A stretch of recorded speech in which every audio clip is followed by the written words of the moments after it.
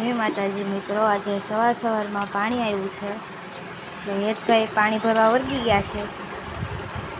આપણે રૂમ ધોવાનું કામ કરવાનું છે. હેતભાઈ પાણીનું ડબલું કે કંઈ દેતા નથી, જરા નળી પકડીને ઊભા છે.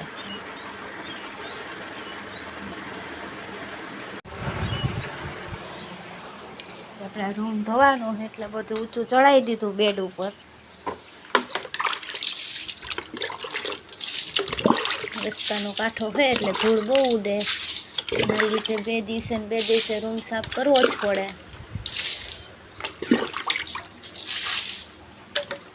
હેતભાઈને જો પાણીમાં બહુ મજા આવે, મમ્મીની મદદ કરાવે છે. હવે સવારમાં વારો ચડી ગયો.